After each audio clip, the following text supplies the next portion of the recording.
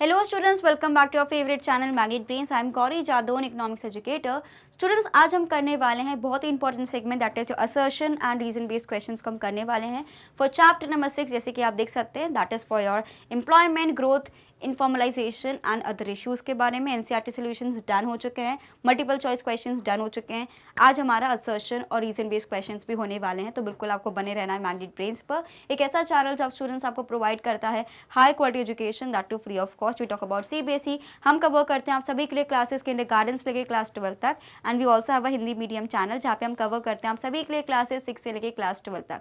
वहाँ पे हम फॉलो करते हैं डिफरेंट स्टेट बोर्ड्स को, like MP board, UP board, Delhi board, Bihar board and Rajasthan board. We also provide e notes and e book, उसकी जो लिंक है आपको डिस्क्रिप्शन बॉक्स में मिल जाएगी, तो कभी भी जाके आप देख सकते हैं। बस आपको क्या करना है, बने रहना है मैग्नेट ब्रेस पर, उसी तरीके से अच्छे से लाइक भी करना है, शेयर भी करना है और कमेंट भी करना है हर एक वीडियो में जहाँ पे आपको मुझे फीडबैक देना जरूरी लगता है, या कोई डाउट हो तो आप बिल्कुल मुझसे कमेंट सेक्शन में पूछ सकते हैं। राइट, चालू कर दें भाई, चलो जल्दी से खत्म करते हैं। ज़्यादा क्वेश्चंस नहीं है बिकॉज ये चैप्टर ही बहुत छोटा है, लेकिन मुझे जो जो चीज़ें जो इंपॉर्टेंट फैक्ट्स लगे उसके बेसिस पे जो मुझे असर्शन रीजन बनाने चाहिए, सो मैंने वो बनाए हैं। ठीक है, पहला है मेरे पास असर्शन वाला। अगर आप क्वेश्चन नंबर 1 देखते हो, people work to earn a living. Reason क्या दिया है, working is essential for existence in a system of mutual interdependence.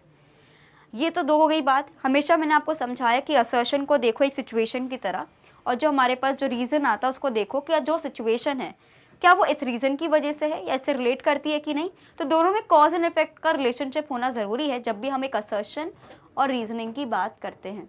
Statement based questions अलग रहते हैं, वहाँ पे ऐसा कोई कॉज एंड इफेक्ट देखने की ज़रूरत नहीं रहती, लेकिन असर्शन रीजन में आपको देखने की ज़रूरत पड़ती है। क्लियर? तो स्टूडेंट्स जैसे कि एक तो ये हो गया, उसके अलावा ऑप्शंस इसके बहुत इंपॉर्टेंट है जो कि बहुत कंफ्यूजिंग होते हैं। ऑप्शन नंबर ए है, आप इसको देख लेना, ज़रूरी नहीं है कि ए बी सी डी मतलब ऐसे ही रहेगा, हो सकता है कि आपके पेपर में ये दो पहले हो ये दो बाद में हो, तो इसलिए ऑप्शंस को देख लेना। क्या होता है ना, कई बार हम लोग बहुत ही ज़्यादा प्रैक्टिस कर लेते हैं किसी चीज़ की, तो हमें ना एकदम आदत बन जाती है कि ये चीज़ इधर ही होगी, ये चीज़ उधर ही होगी, लेकिन जब हम उसको वापस चेक करने के लिए बैठते तो समझ में आता है कि अरे यार हमने तो गलत ऑप्शन पे टिक कर दिया। So that is why it's better कि जो भी क्वेश्चन आपके पास आ रहा है at least go through it for 2 times. Right, आपको टाइम मिलता है उस टाइम पे एक दूसरे की तरफ, उम्मीद की तरफ देखने के, कोई मुझे बता दे, उससे अच्छा आप अपना दिमाग लगा के थोड़ा क्वेश्चन पेपर को एनालाइज करना सीखोगे ना, तो ही आपको समझ आ जाएगा कि मेरे को कितना लिखना है, कहाँ लिखना है। फिर उसके बाद जब आप लिखना शुरू करोगे ना तो आपको बिल्कुल एकदम फटाफट आप लिख लोगे, तो टाइम मैनेजमेंट भी हो जाएगा। राइट, तो पहला हमारे पास ऑप्शन क्या है, both assertion and reason are true and reason is the correct explanation of assertion. ये क्या कहते हैं कि भाई ये भी सही है ये भी सही है, प्लस जो रीजन है बिल्कुल इससे रिलेट करता है, option number A. Option number B क्या कहता है कि असर्शन और रीजन दोनों ही सही हैं, बोथ आर करेक्ट, लेकिन जो रीजन है ये इससे बिल्कुल मैच नहीं खाता। ठीक है, थर्ड ऑप्शन क्या कहता है मेरा, असर्शन तो सही है, ये तो सही है पर ये गलत है, और मेरा फोर्थ ऑप्शन क्या कहता है, भाई ये सही है पर ये गलत है। तो समझ आ गया कि सारे ऑप्शंस का मीनिंग क्या है। आगे बढ़े तो जैसे कि असर्शन सिचुएशन मुझे क्या गिवन है, उन्होंने क्या बोला है कि भाई लोगों को काम करना पड़ता है to earn a living. Earn a living मतलब अगर आप जीना चाहते हो भाई आपको पैसा कमाना पड़ेगा, उसके लिए आपको काम तो करना पड़ेगा। तो ये क्या हो गया मेरे पास असर्शन। अब इसी का रीजन क्या दिया है, that working is essential for existence in a system of mutual interdependence. यहाँ पे आप सभी को पता है कि सब लोग एक दूसरे पे इंटरडिपेंडेंट हैं, है ना, हर एक बिजनेस एक दूसरे पे इंटरडिपेंडेंट है, ह्यूमन बीइंग्स इंटरडिपेंडेंट है, everything is interdependent on each other. तो भाई आपको समझना पड़ेगा कि काम करना एक एसेंशियल एक्टिविटी है, काम नहीं करोगे तो पैसा नहीं मिलेगा, पैसा नहीं मिलेगा तो आपका इकोनॉमिक एक्टिविटी नहीं चलेगी, लाइफ नहीं चलेगी। सो दैट इज वाई बिल्कुल सही बात है, हमें काम करना पड़ता है to earn a living. So we can say that both assertion and reason are absolutely true and reason is the correct explanation of assertion. Clear? Take a screenshot fast.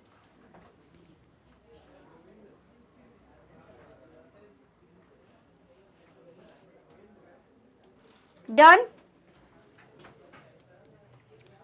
Question number 2 है मेरे पास, assertion मेरे पास given है, a farmer working on his farm is an example of a casual worker. Reason, casual workers are not entitled to social security benefits. तो reason ये बोल रहे हैं कि जो कैजुअल वर्कर्स हैं भाई उनको ना कोई भी सोशल बेनिफिट्स सिक्योरिटी नहीं मिलती, पेंशन हो गया, ग्रेच्युटी हो गया, पीएफ वगैरह, ये सब कुछ ऐसा नहीं रहता, है ना, आप सभी को पता है कि उधर ऐसा कोई सिस्टम नहीं रहता। तो यहाँ पे क्या हो रहा है कि आपको कोई भी सोशल बेनिफिट्स देखने को नहीं मिलते कैजुअल वर्कर्स में, जो कि बिल्कुल सही है। लेकिन ये किसका रीज़न है? ये असर्शन का रीज़न है। असर्शन क्या कह रहा है कि farmer working on his farm is an example of casual worker. अगर हम खुद के मालिक हैं तो हम कैजुअल वर्कर कैसे हो गए? अगर हम बात करते ऑन हिज फार्म की जगह on others farm, others farm लिखा रहता तो उस केस में मेरे लिए क्या होता? हायर्ड वर्कर रहता या कैजुअल वर्कर रहता। लेकिन क्लियरली स्टूडेंट्स यहाँ पे क्या लिखा है? कैजुअल वर्कर के बारे में लिखा हुआ है, राइट? तो यहाँ पे क्या लिखा है? कैजुअल वर्कर लिखा है। लेकिन अगर हम खुद की ज़मीन पे काम कर रहे हैं तो हम तो खुद के बॉस हुए ना, तो हम किसी और के लिए थोड़ी ना काम कर रहे हैं। तो ये सेल्फ एम्प्लॉयड वाले केस में आएगा, इसलिए इसका असर्शन स्टूडेंट्स फॉल्स है। रीज़न सही है कि हाँ, रीज़न तो सही है, कैजुअल वर्कर जो रहते हैं वो कहीं ना कहीं सोशल सिक्योरिटी उनको नहीं मिलती है। Clear? Take a screenshot of it fast.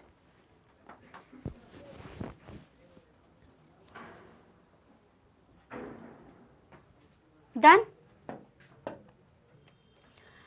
Then we have question number 3, assertion की अगर हम बात करें, supply of labour can increase और decrease even when the number of workers remains constant. अगर मेरे नंबर ऑफ वर्कर्स कांस्टेंट रहते हैं तो तब भी जो सप्लाई है लेबर का वो डिक्रीज या इंक्रीज हो सकता है। ये कॉन्सेप्ट तो समझ आएगा जब आपको पता होगा what is the meaning of supply of labour. ठीक है, रीजन क्या है? Supply of labour is measured in terms of man days और पर्सन डेज। ये तो सही है, हमने पढ़ा इसके बारे में। तो देखो, सप्लाई ऑफ लेबर का मतलब एक होता है 100 लोग, लेकिन 100 लोग में से कितने लोग काम कर रहे हैं वो भी तो आपको देखना पड़ेगा। वो होता है मेरे पास सप्लाई ऑफ लेबर के केस में। दैट इज वाई स्टूडेंट्स क्या होगा? Both assertion and reason will be true. यहाँ पे क्या लिखा है? Supply of labour can increase और decrease even when the number of numbers remain constant. अगर 100 लोग टीम में हैं, 100 लोग तो कांस्टेंट ही है, उसमें से हो सकता है पहले 20 काम कर रहे हो, फिर 10 काम करने लग गए हो कि मुझे नहीं करना, मेरी नहीं बनती इनसे, या 20 बोले ये 20 कितने अच्छे से काम है, 10 और ऐड हो गए हो, राइट? तो आपके पास जो टोटल सप्लाई है वो तो आपके पास जो नंबर ऑफ वर्कर्स हैं वो तो सेम है, लेकिन सप्लाई ऑफ वर्कर्स तो चेंज हो रहा है ना। आप कुछ अलग से नहीं कर रहे लेकिन फिर भी चेंज हो रहा है। उसी स्टेटमेंट को यहाँ पे लिखा है।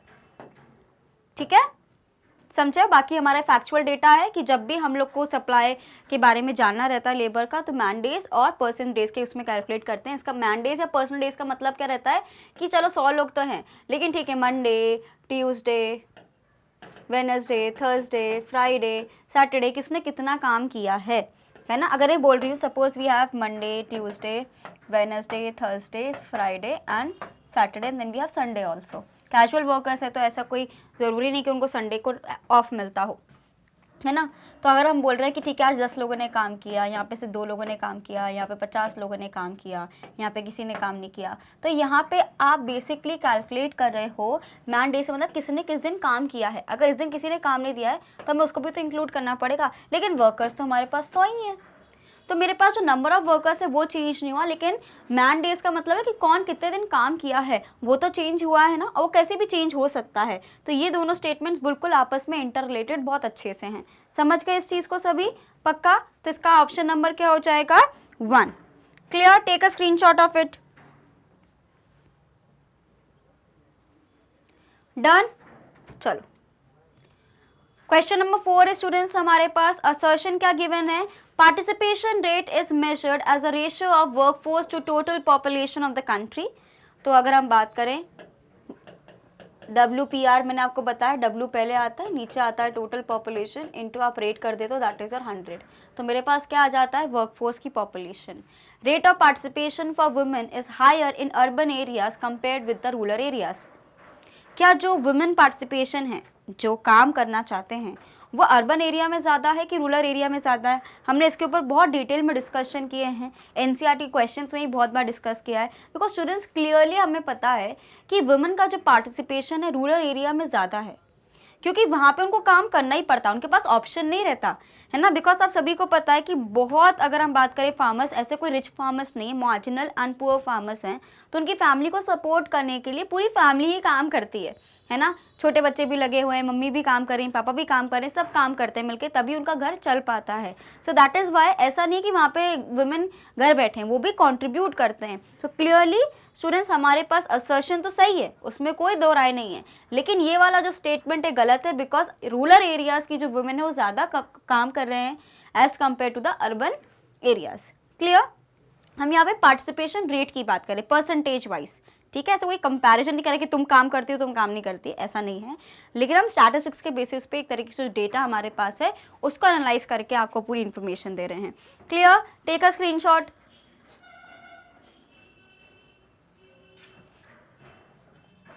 What is WPR? Workers participation rate. कैसे निकालेंगे? वर्कफोर्स, ठीक है, divided by total population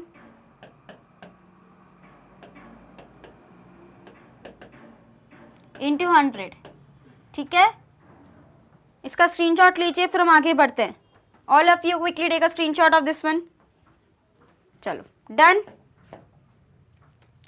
question number 5 देखेंगे सभी। असर्शन क्या गिवन है? A huge percentage of female workforce is engage in primary sector. Mobility of women in rural areas is extremely low. Mobility का मतलब क्या होता है? मोबाइल, इसका मतलब क्या रहता है? फ़ोन की बात नहीं कर रहे कि हम लोग कितना मूवमेंट कर सकते हैं, कितना हम ट्रैवल कर सकते हैं।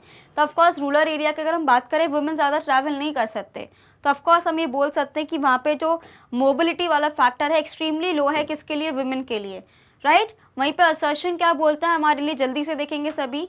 अ huge percentage of female workers is engage in primary sector. तो अभी मैंने आपको बताया था कि प्राइमरी सेक्टर में यूजुअली हम लोग जब बात करते हैं तो एग्रीकल्चर आता है। एग्रीकल्चर कहाँ होता है? रूरल एरिया में ज़्यादा होता है। एंड अभी इस वाले क्वेश्चन में हमने जाना था कि रूरल एरिया में ज़्यादा वुमेन पार्टिसिपेट करती हैं। तो क्लियरली मेरा आंसर क्या हो जाएगा? Both A and R are correct, means assertion और रीजन बिल्कुल सही है। A huge percentage of female workforce is engage in primary sector, बिल्कुल सही बात है कि बहुत सारी फीमेल वर्कर्स एंगेज हैं।